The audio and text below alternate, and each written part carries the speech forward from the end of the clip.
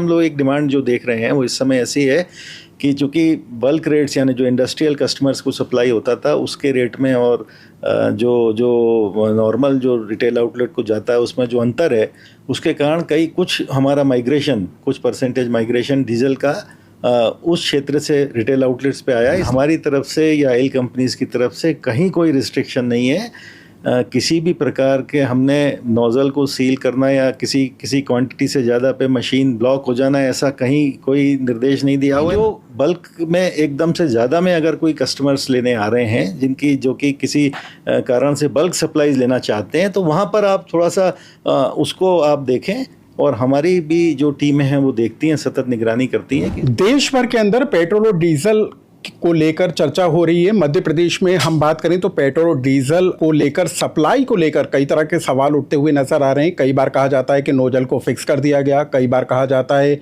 कि petrol diesel की supply कहीं ना कहीं बाधित हो रही है और कई बार इस तरह की तस्वीरें भी आती हैं कि पेट्रोल पंप ड्राई हो गए। तो क्या वाकई में पेट्रोल और डीजल की किल्लत हो रही है? क्या लोगों को पेट्रोल डीजल के लिए मुश्किलों का सामना करना पड़ रहा है? और आखिर पेट्रोल और डीजल मध्य प्रदेश में सप्लाई कैसे होता है? मध्य प्रदेश में 7,000 से ज़्यादा पेट्रोल पंप हैं जहां पर पेट्रोल पंप लोगों को उपलब्ध कराया जाता है, लेकिन क्या वहां पर सप्लाई चेन बाधित हो रही है? ये तमाम तरह के सवाल बीते दिनों में उठकर निकलकर सामने आए। क्या वाकई में पेट्रोल डीजल की किल्लत है और आखिर किस तरीके से पूरा सप्लाई चेन काम करता हुआ नजर आ रहा है? इन तमाम बातों पर चर्चा करने के लिए पेट्रोलियम कंपनी के अजय कुमार श्रीवास्तव जी हमारे साथ मौजूद हैं। हम उनसे समझने की कोशिश करेंगे कि वाकई में पेट्रोल और डीजल को लेकर मध्य प्रदेश और छत्तीसगढ़ में हालात क्या हैं। सर, बीते दिनों हम देख रहे हैं कि पेट्रोल और डीजल इस समय सबसे बड़ा मुद्दा हो गया है, लेकिन लोगों को ये चिंता है कि क्या पेट्रोल और डीजल खत्म होने वाला है, क्या कहीं सप्लाई कम की गई है? ये तमाम तरह के सवाल उठ रहे हैं। तो क्या मध्य प्रदेश छत्तीसगढ़ में पेट्रोल और डीजल की कहीं कमी हो गई है क्या? नहीं, सबसे पहले तो मैं आपके माध्यम से मैं आपके दर्शकों को बताना चाहूँगा कि मध्य प्रदेश और छत्तीसगढ़ में पेट्रोल की किसी भी प्रकार की कोई कमी नहीं है।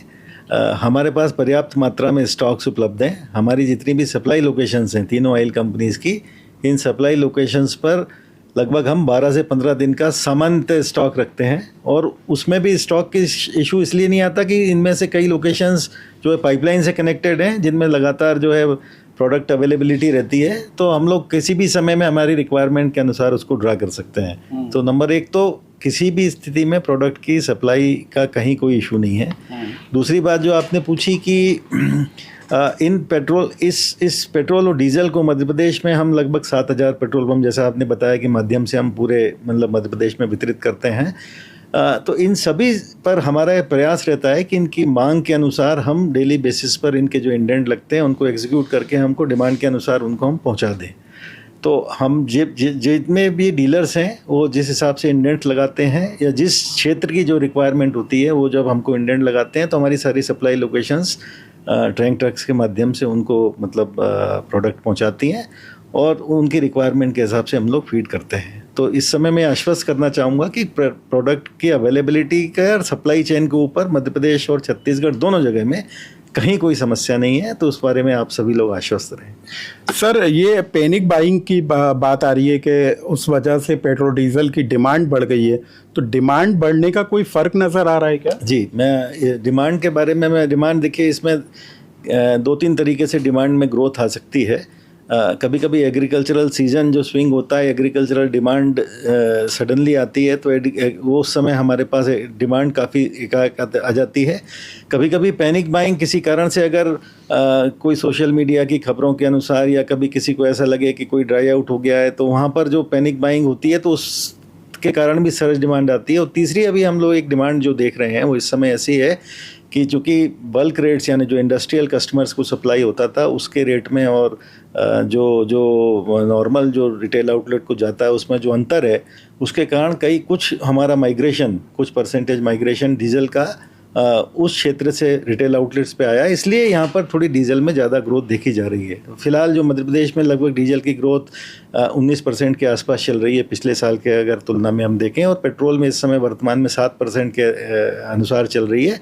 तो इसमें जो 19% ग्रोथ डीजल की है उसमें एग्रीकल्चरल सीजन की डिमांड प्लस थोड़ा सा मतलब बाइंग एडिशनल लोग जो कर लिए हैं उसके कारण प्लस जो डीजल का माइग्रेशन बल्क से रिटेल की तरफ हुआ है तो उसके कारण ये डिमांड थोड़ी ज़्यादा है, बट इसको हम सरलता से अभी मीट कर रहे हैं, कहीं कोई दिक्कत नहीं है। सर, ये बार बार खबरें आती हैं कि नोजल या मशीन को फिक्स कर दिया जा रहा है, उसमें कितनी सच्चाई? नहीं, उसमें बिल्कुल भी कतई सच्चाई नहीं है। हमारी तरफ से या ऑयल कंपनीज की तरफ से कहीं कोई रिस्ट्रिक्शन नहीं है।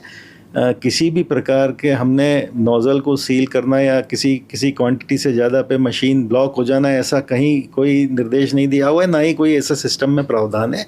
हम लोगों ने कहीं कोई रिस्ट्रिक्शन नहीं लगाया है। खाली हमने डीलर्स को ये निर्देश दिया है कि जो बल्क में एकदम से ज़्यादा में अगर कोई कस्टमर्स लेने आ रहे हैं जो कि किसी कारण से बल्क सप्लाईज लेना चाहते हैं, तो वहाँ पर आप थोड़ा सा उसको आप देखें। और हमारी भी जो टीमें हैं वो देखती हैं, सतत निगरानी करती हैं कि इस प्रकार से अगर कोई बल्क रिक्वायरमेंट जा रही है तो वो क्यों जा रही है, वो एक निर्देश में जाए और कहीं कोई मतलब कई जगह डिस्ट्रिक्ट एडमिनिस्ट्रेशन ने अगर कोई रिक्वायरमेंट दी है उसी की आपूर्ति हो, अन्यथा ये इस प्रकार से कहीं कोई संग्रह की स्थिति ना बने, तो खाली वही एक रिक्वायरमेंट है। सर, एग्रीकल्चर वर्क के दौरान डिमांड बढ़ जाती है, किसानों को उतना पेट्रोल डीजल मिल पा रहा है क्या? 100% जो एग्रीकल्चरल के समय, मैंने आपको बताया एग्रीकल्चरल की डिमांड इस समय जो भी ग्रोथ हुई है, मैं समझता हूँ 19% में लगभग 7-8% ही ग्रोथ उसके कारण हुई होगी। वो हम बड़ी सरलता से हर साल ही मीट करते हैं, क्योंकि एग्रीकल्चरल सीजन स्विंग होता रहता है, कभी पहले आ जाता है कभी बाद में जाता है। तो जितनी भी डिमांड आती है एग्रीकल्चर की हम लोग पूरी तरह से मीट करते हैं। उसके लिए अगर हमें आवश्यक होता है तो हम अपने डिपोज और टर्मिनल्स को एक्सटेंडेड ऑपरेशन भी करते हैं, लेट नाइट तक चला के, या दूसरे दिन संडेज़ को भी हम चला के ऑपरेट करते हैं। और कोशिश करते हैं कि जहां इस प्रकार की डिमांड आ रही है एग्रीकल्चर की, उसकी सतत आपूर्ति रहे और कहीं ड्राई आउट की स्थिति निर्मित ना हो। सर, एक और बात समझना चाहेंगे कि मध्य प्रदेश में पेट्रोल पंप तक कैसे पेट्रोल डीजल पहुंचता है, बाय रोड या पाइप्स के जरिए? अभी क्या व्यवस्था को हम लोग इसमें मैं आपको बताना चाहूँगा कि जैसे हमने रिफाइनरीज के बाद जो मतलब सबसे पहला तो संग्रह का स्थान रिफाइनरी होता है जहाँ पर पेट्रोल डीजल बनता है, वहाँ से पाइपलाइन और रेलवे के ज़रिए हमारे इंटरमीडिएट टर्मिनल्स जो होते हैं वहाँ पे आता है, कई और या सीधे भी इन टर्मिनल्स पे आता है। तो पाइपलाइन और रेलवे ये दो मुख्य प्रकार के हैं जहाँ पर जिनके माध्यम से हमको ये स्टॉक टर्मिनल से या डिपोज तक आता है। फिर डिपोज और टर्मिनल से हम लोग अपने टैंक ट्रक्स के माध्यम से हम रिटेल आउटलेट को सप्लाई करते हैं, जिसमें डीलर्स के पास अपने स्वयं के भी टैंक ट्रक्स होते हैं और अदरवाइज़ हम ट्रांसपोर्टेशन के भी टैंक ट्रक्स हमारे ट्रांसपोर्टेशन कॉन्ट्रैक्ट में होते हैं ऑयल कंपनीज़ के, उनके ज़रिए हम लोग पेट्रोल पंप तक पहुंचाते हैं। तो इसमें एक तरीका ये है कि डीलर्स को ये चूँकि एक दिन भर में लोडिंग कैपेसिटी लिमिटेड होती है, तो हम लोग कोशिश करते हैं कि डीलर्स को ये रिक्वेस्ट करें, उनको ये निर्देशित करें कि आप इंडेंट्स समय पर लगाएं, ताकि क्योंकि उनके पास भी लगभग 4 से 5 दिन का स्टॉक रहता है, तो कोशिश रहती है कि उतने दिन का वो स्टॉक मेंटेन करके चलें। और अगर उनका स्टॉक ऐसा लग रहा है कि किसी कारण से जल्दी खाली होने वाला है, तो वो इंडेंट उतना पहले लगा दें जिससे कि हम लोग अपनी सप्लाईज उसको मतलब समयानुसार एग्जीक्यूट कर पाएँ। सर, ये स्टॉक की बात की जाती है तो अभी कितना मध्य प्रदेश में स्टॉक है? क्योंकि बार बार इसी को लेकर सवाल उठता है कि कम हो गया। नहीं, मध्य प्रदेश में मैं आपको बताना चाहूँगा कि डिपोज के पास लगभग 15 दिन का स्टॉक हमारे पास उपलब्ध है टर्मिनल्स में और डिपोज में। इसके अलावा औसतन सारे पेट्रोल पंप्स अगर औसत निकालेंगे तो लगभग 4 या 5 दिन का स्टॉक हमारे पास पेट्रोल पंप के पास इन्वेंट्री रहती है, और 13, 14, 15 दिन की हमारी इन्वेंट्री जो है हमारे टर्मिनल्स के पास रहती है, जो कि लगातार रिप्लेनिश होती रहती है, लगातार इनमें स्टॉक और आता रहता है। तो इसलिए स्टॉक्स की उपलब्धता के बारे में कहीं कोई मतलब इशू नहीं है, कहीं कोई परेशानी नहीं है, बड़ी सरलता से स्टॉक्स आ रहे हैं और मीट हो रही हैं रिक्वायरमेंट। सर, एक और बात कही गई थी कि केरोसिन पेट्रोल पंपों पर मिलेगा लोगों को।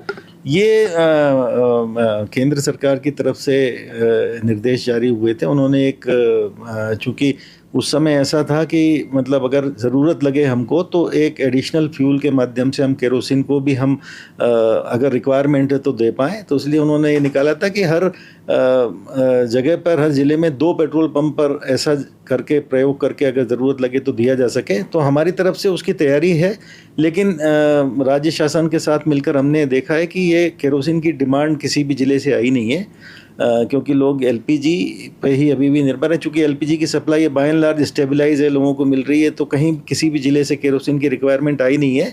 तो अभी फ़िलहाल हम लोग मध्य प्रदेश में केरोसिन को नहीं बांट रहे हैं, लेकिन हमारी तैयारी है। डिपोज पे हमने मंगा के रखा हुआ है, हमारे पास जबलपुर डिपो में है और इंदौर डिपो में बीपीसी एचपीसी के पास माल उपलब्ध है। अगर ज़रूरत लगेगी तो हम लोग देंगे, लेकिन फ़िलहाल मुझे ऐसी लगता नहीं है कि केरोसिन की रिक्वायरमेंट आएगी। तो अजय कुमार श्रीवास्तव हैं जो इंडियन ऑयल के प्रमुख हैं, और हमने इनके जरिए समझने की कोशिश की कि मध्य प्रदेश छत्तीसगढ़ में पेट्रोल और डीजल की सप्लाई को लेकर किस तरह की व्यवस्था है। फिलहाल जो जानकारी निकल कर आ रही है उसमें कहीं पर भी कोई दिक्कत नजर नहीं आ रही है। जिस तरीके से नोजल सेट किए जाने की बात आ रही थी उसका खंडन भी यहाँ किया जा रहा है। यानी कि कुल मिलाकर लोगों को पैनिक बाइंग होने की ज़रूरत नहीं है, यानी कि उनको खरीदने की ज़रूरत नहीं है। जितना ज़रूरत पेट्रोल और डीजल की हो रही है आप उसका उतना खरीद कर इस्तेमाल करें, और बेवजह जो है इस पेट्रोल डीजल को लेकर जो तमाम तरह की अफवाहें और भ्रम फैलाए जा रहे हैं उससे बचने की कोशिश करें। लोकमत के लिए भोपाल से अनुराग श्रीवास्तव।